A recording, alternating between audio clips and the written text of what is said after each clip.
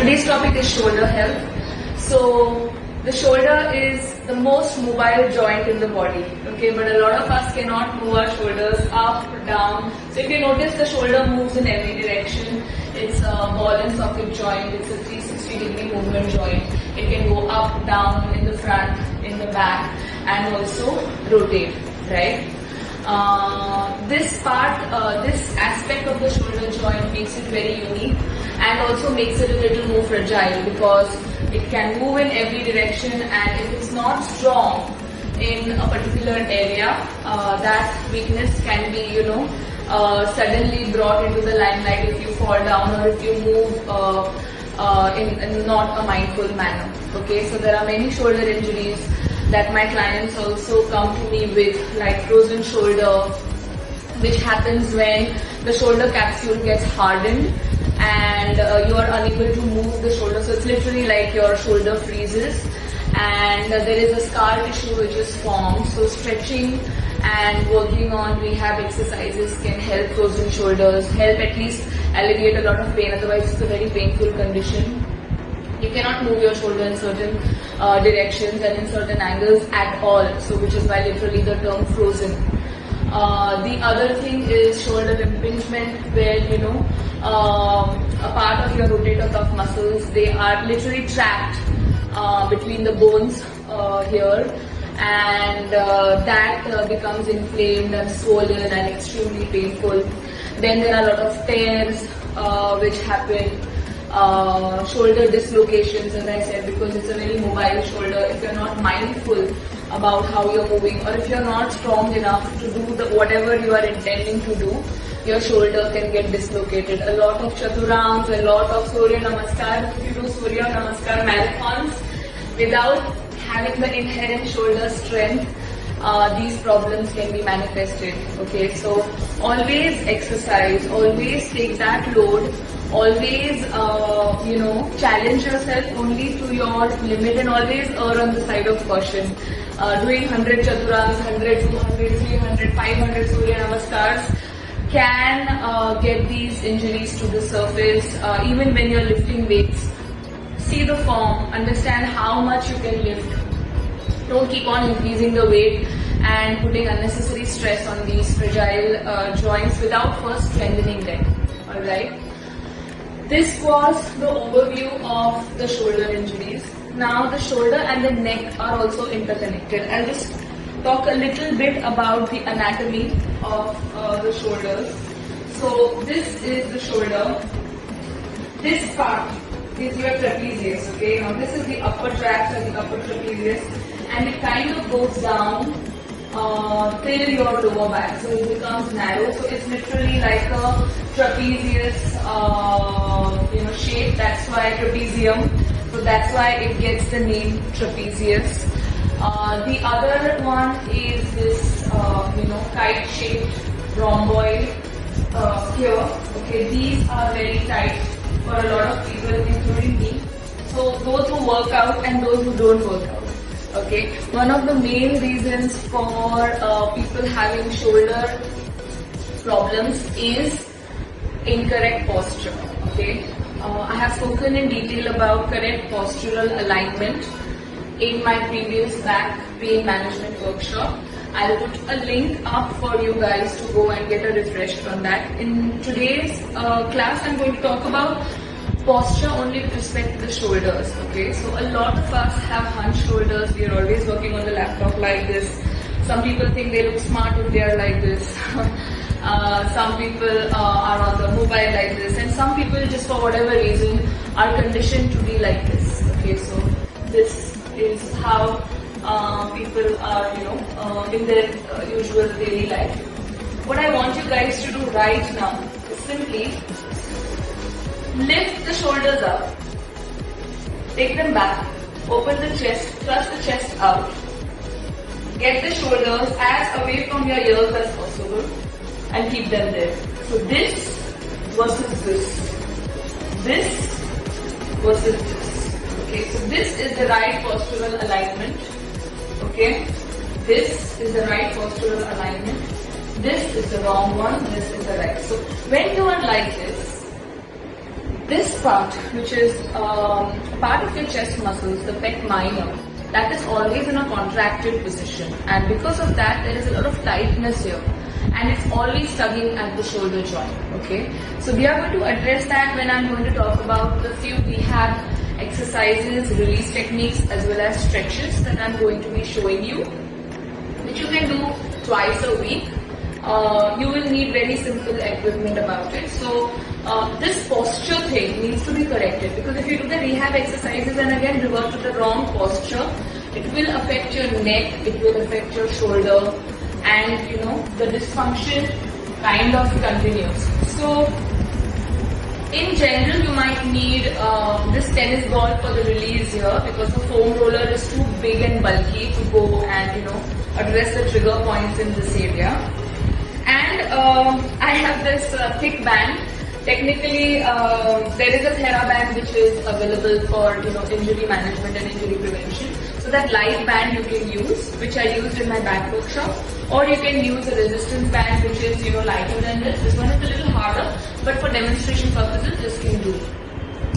So I'm going to be showing you a release technique for these tight muscles. Okay, here, just below your shoulder. That is for your pec minor. So what I want you guys to do is simply keep the ball here and then lie down on the floor. I hope you guys can see me. Lie down on the floor on that side and simply press. Okay, wherever you feel a trigger or a little pain or extreme sensation, that's where you stop. So you can keep moving around. And yeah, I found it for myself. So I'm going to spend time here. See, if you do this for 10, 15, 30 seconds, it's not going to make that much of a difference. But if you spend like 60 seconds to 90 seconds, even maybe if it's a lot of pain, 120 seconds consistently, that area, the trigger will be released. Same thing on the other side.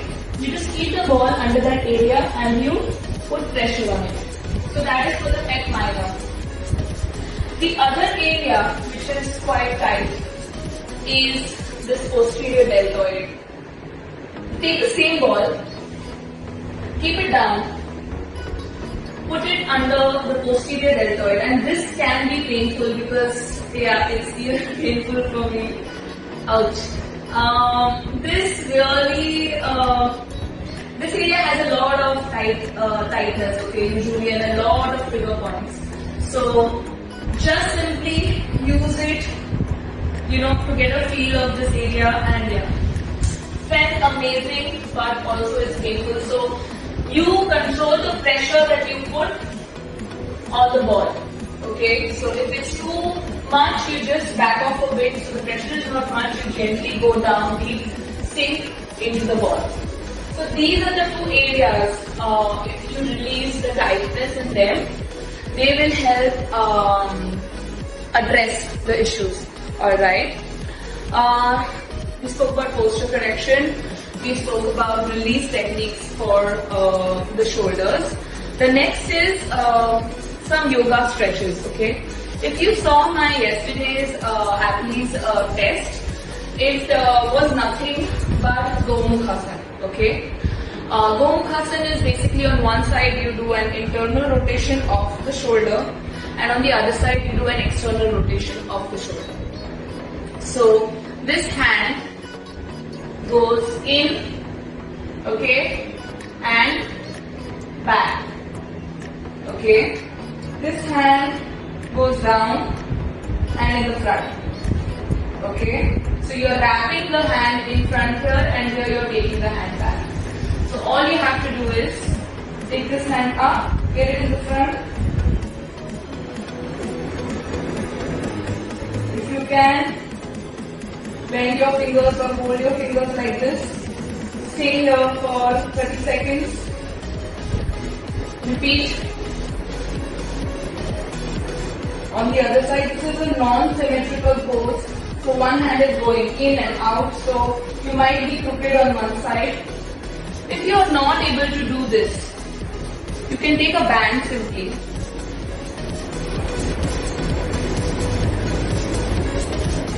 And this is how you will do it. Okay, you could be further away or you could be closer, and slowly over time you will try to walk your hands closer to each other. Okay, so just because you're not able to touch the fingers to each other or overlap them doesn't mean you should not do the stretch. It means you need to do the stretch. Okay, so that is our Gomukhasana hands. The other thing is eagle arms. Okay, in eagle arms, this part, the rhomboids, are the part which are stretched. And see, the thing is, do all parts of our body need to be flexible and stretched, or some areas need to be less flexible, some areas need to be more flexible? There should be an understanding of this. So when it comes to the shoulder girdle, okay, the whole thing, the bones, the ligaments, the muscles, the tendons and everything, what should provide stability and what should provide fluidity or mobility? So your tracts, that is your trapezius, your rhombus, these parts, your serratus anterior, which is the reciprocal inhibitor, these should be fluid.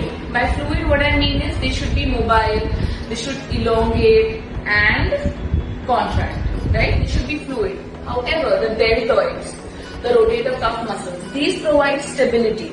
Okay. Now, whatever provides stability, it shouldn't buckle. It shouldn't become long and short, long, because it's not stable. It's moving, right? Thing that should provide stability should be sturdy. Okay. So your deltoids and your rotator cuff muscles should be stable. Okay. So these areas should not move too much. Okay. Something like the core. Okay. When you pick up a heavy weight, the core does not, move, but the core is something, the deep core muscles, they are something which provide the stability. Similarly, the rotator cuff muscles are like the deep core muscles for the shoulder joint. Okay, so you need to differentiate between when you are doing movements, what should come, be stable and non-moving. The lumbar spine, when it comes to the lower back, it should provide stability. It should not move. The moment it moves, you get into slip discs and herniations and stuff like that. So some things should be stable and some things should be fluid. Same thing with the shoulder joint. Okay. So your rhomboid, this part, this muscle, between the scapula, the shoulder blades, should be fluid. It should not be always contracted, which it is because of our incorrect posture. Okay. How do we stretch this area? You go and you do eagle arms, okay, Garudasana. We pretty much do these things in every week in my home fit class. So my students know all these things, and even if they don't know, they do all these things because I make them do it.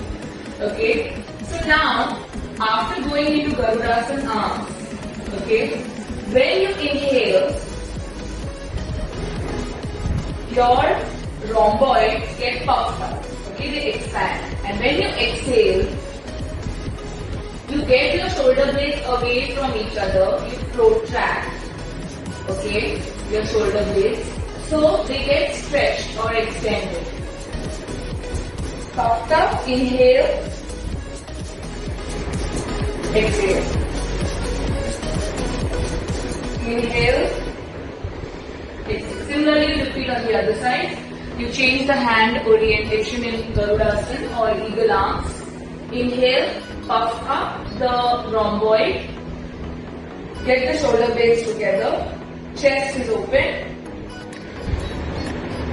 Exhale, chest becomes rounded. You get the shoulder blades away from each other.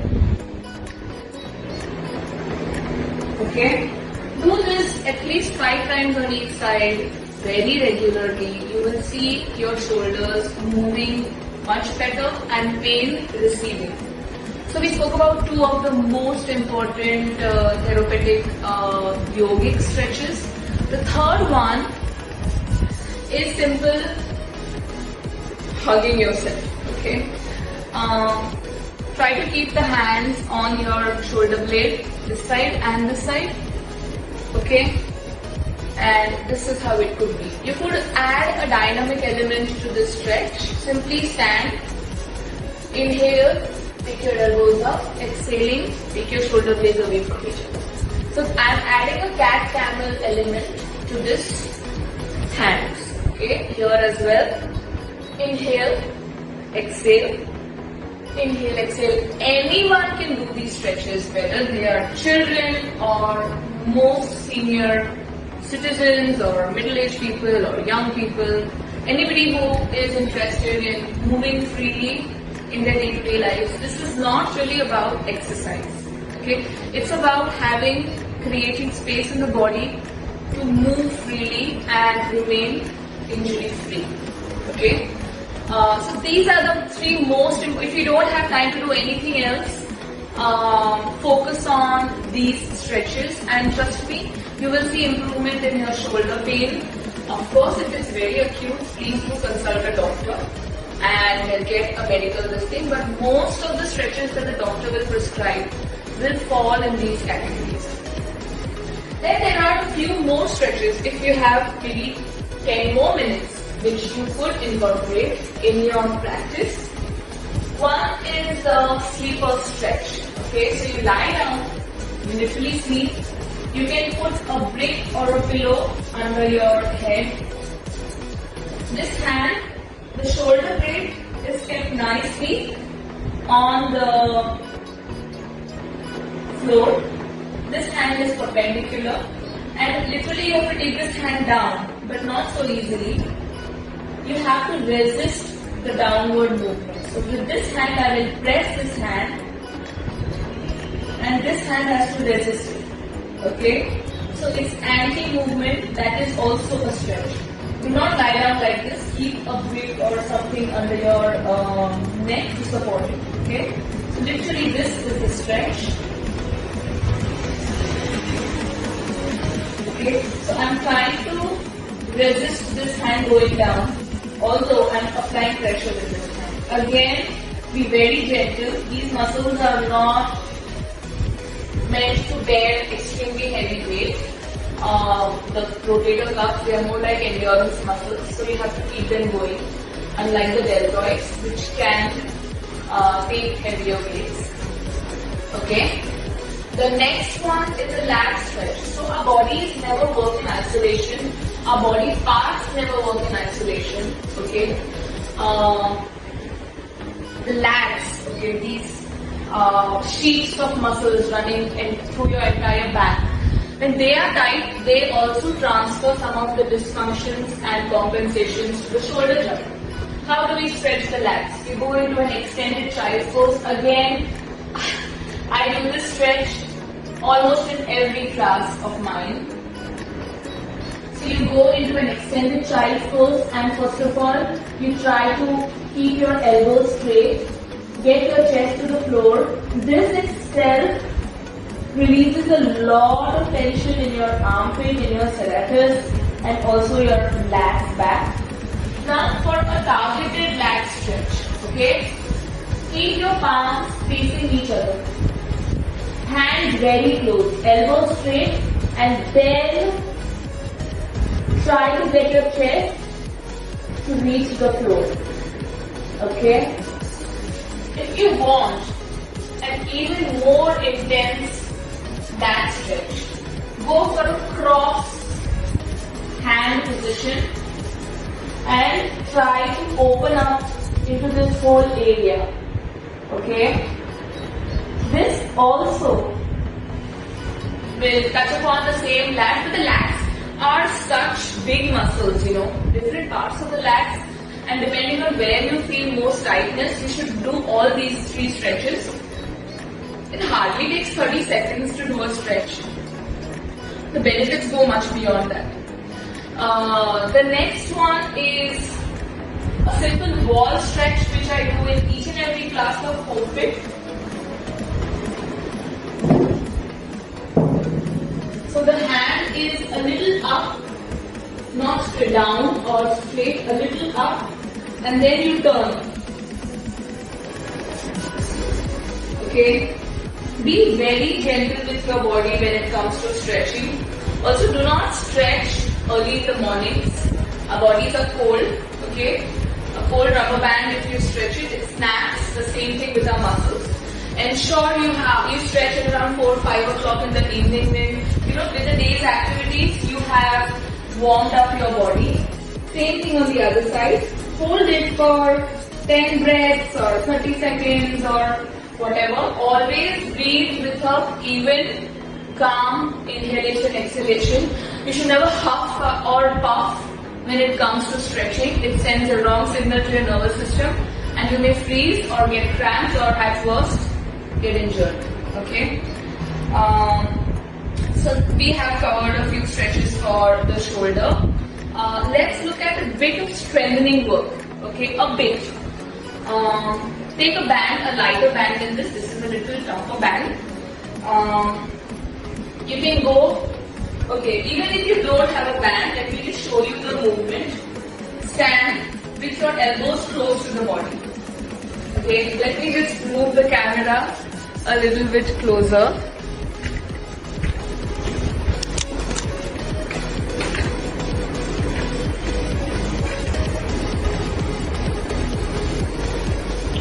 Okay, so stand with your elbows close to the body like this and keep your hands out. First keep your hands straight like this. So hands should be exactly parallel to the floor, not up and not down, exactly parallel to the floor.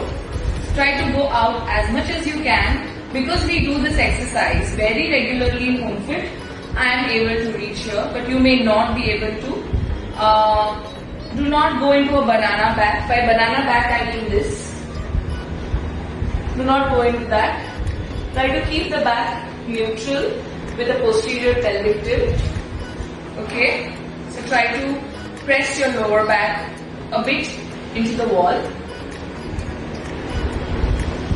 Okay. If you are an absolute beginner to stretching, this itself will be you'll have to get accustomed to. And once you are there, you can take a band and simply stretch it.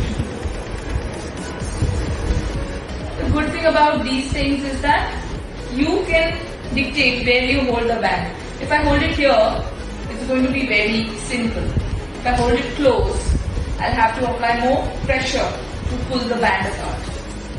Okay, so don't go for heavy bands. These are not meant for increasing your muscle mass. They are meant to restore movement and reduce dysfunction. So move slowly, move mindfully. So this is the rotator cuff exercise that I wanted to demonstrate. The other one is a wall angel. So you start like this. Okay, from here. So this hand is 90 degrees, this hand is 90 degrees. So from here, simply without getting the hand ahead, get your hand to make a V. It's tougher than it looks, okay? Try to keep your elbows close to the wall and down. When you come up, the elbows tend to come off. Try to keep the elbows straight. I can feel my shoulders being looked after. Alright, and finally, okay, now I'll take because I have to lie down. The last one is Shalabhasan pulses. So what you need to do is lie down in Shalabhasan locust pose. Okay, like this on the stomach, chest is off the floor, your thumbs are facing up, okay, hands are out, palms are facing out, thumbs are facing up, okay, and simply you do pulses. 1, 2, core is active, glutes are active, 3, 4, 5, 6, 7. Okay. So this, you could do a few stretches on one day, a few stretches on the other day. Something like 5 minutes should be enough for shoulder work, especially if you have weak shoulders or even the neck. these postural corrections along with these stretches and strengthening exercises can really help address the dysfunctions that you have. Only thing is these exercises need to be done consistently. So if you do them once in a month and expect, changes, no. You've had so many years of dysfunction. So please be consistent and patient, and that your effort will pay off. Alright. Any questions, guys? So after exercise, Jyoti, you can always stretch.